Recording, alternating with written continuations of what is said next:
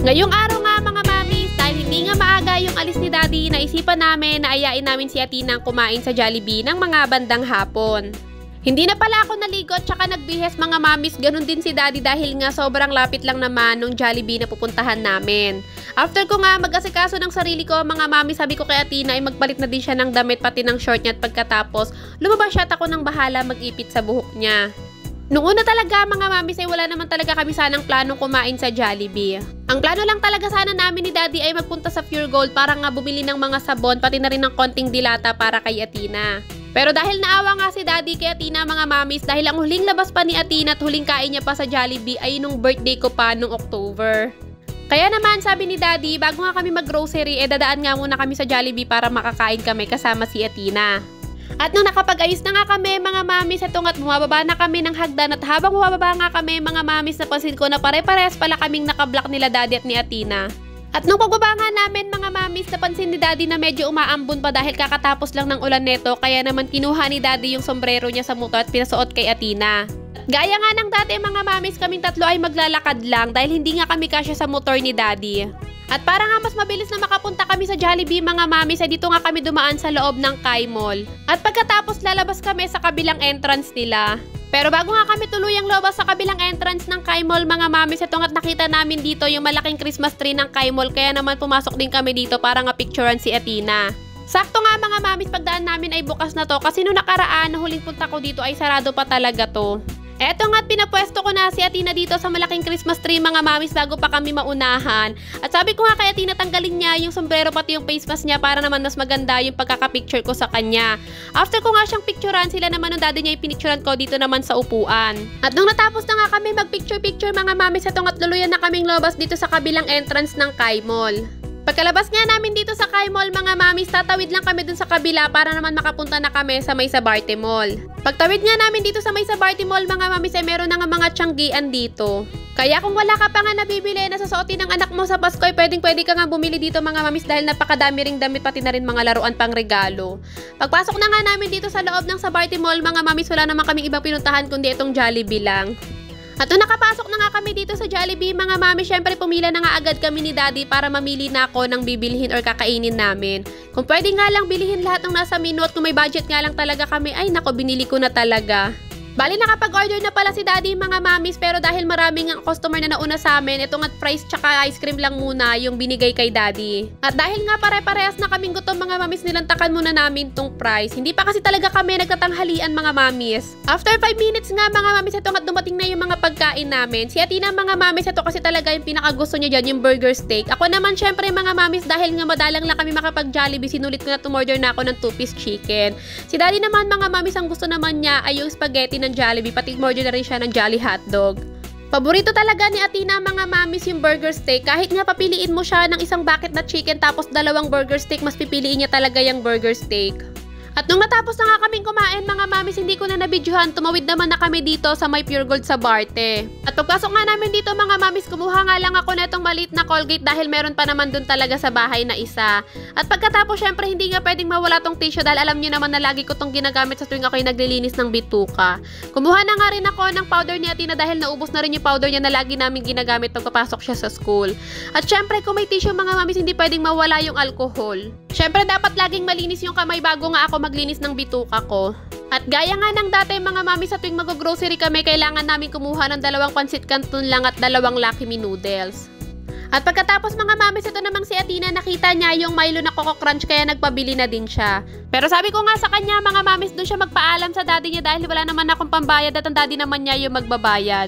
Pagkakuha nga ni Athena ng Coco Crunch mga mamis, pinakuha ko naman siya ng isang Knorr seasoning. In case kasi mga mamis natuyot yung pagkain ni Athena or yung ulam namin, ito nga't pinalalagyan ko ng konting Knorr seasoning yung kanin niya. Kumuha na nga din pala kami ng itlog pero 6 pieces lang mga mamis. At pagkatapos nga mga mami, sa tabi ng kuhaan ng itlog may nakita nga si Athena ditong sushi.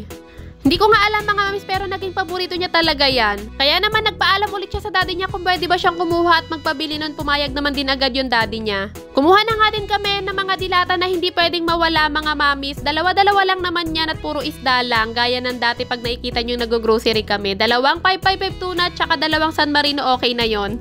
Muntikan pa nga namin makalimutan mga mamis, kumuha na nga din kami na itong 2 gatas. Dapat talaga isa lang, pero dahil nga dalawa-dalawa siya, 2 na yung kinuha ko. Kapag hindi kasi nag-heavy breakfast si Athena mga mamis bago pumasok sa school ay nagtitimpla talaga siya ng gatas. At pagkatapos nga dumaan na rin kami dito sa bilihan ng mga sesto, pinakuha ko nga lang si Athena ng tagi-isang flavor ng sesto. Ito naman mga mami, sa bahay niya lang to iniinom, hindi niya to dinadala sa school dahil pag sa school talagang tubig lang yung pinapabaon ko sa kanya. At kapag bibili din talaga kami ng juice niya ay hindi ko talaga dinadamihan mga mamis. Kumuha na nga din pala kami ng 2 reno dahil paborito na rin talaga ni Athena to mga mamis.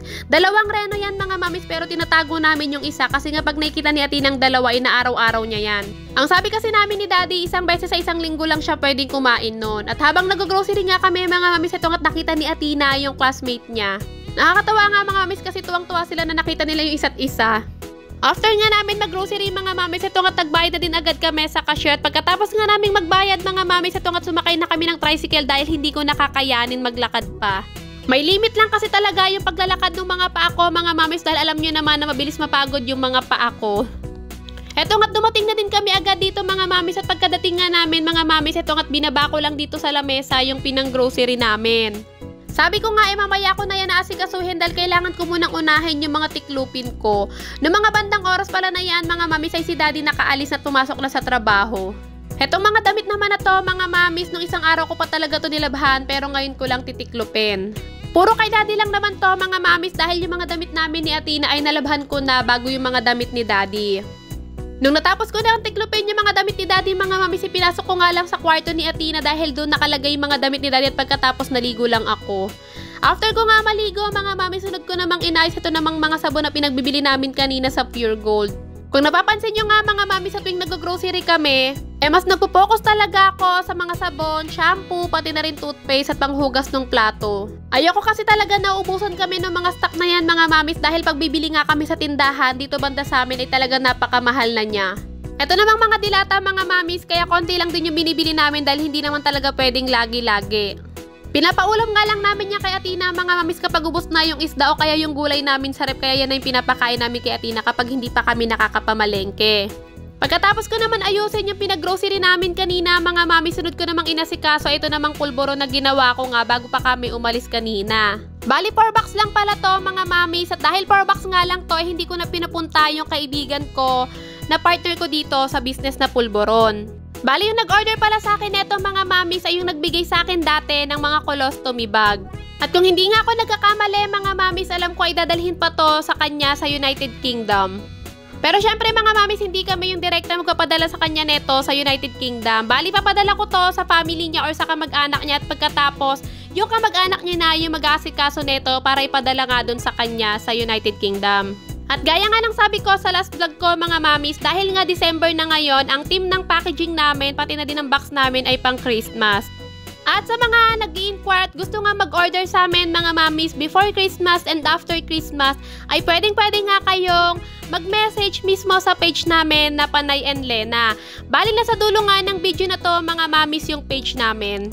Maganda nga itong pangregalo ngayong Pasko mga mamis kung wala pa nga kayong naisip na iregalo sa mga kakilala, kaibigan, or mga ka-office mate nyo. Magandang idea nga din pala to mga mamis na ipang souvenir o kaya ipang giveaway sa kasal, birthday o di naman kaya binyag pag meron kayong baby na bibinyagan. Dahil 4 box nga lang to mga mamis, mabilis ako natapos sa pagpapak at pagkatapos itong at inayos ko naman na yung mga box niya. Bali itong 4 box pala na to mga mamis ay assorted flavor. At bawat box mga mamis ang laman niya ay 15 pieces. At sa assorted flavor na yon mga mamis, andun yung 5 pieces cookies and cream, 5 pieces original flavor, and 5 pieces Graham flavor. Habang nilalagay ko na nga siya sa box mga mamis, muntikan ko nga makalimutan dahil nga dadalhin pa to sa United Kingdom. Dapat nga pala hindi ko siya sa box ilalagay dahil baka magpipipipi o kaya di naman ay madurog. Kaya naman itinanggal ko nga ulit siya sa box at pagkatapos kinuha ko nga tong mga tab namin. Buti na lang din talaga mga mamis ay nag-stock kami ng kaibigan ko netong mga tab.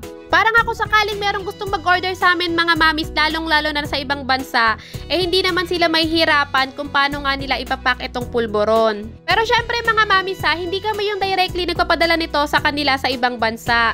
Bali ang gagawin dito mga mamis, ipapadeliver namin to sa kamag-anak niya at pagkatapos yung kamag-anak niya na yung bahalang mag-asikaso or magpadala neto sa kanya doon sa ibang bansa.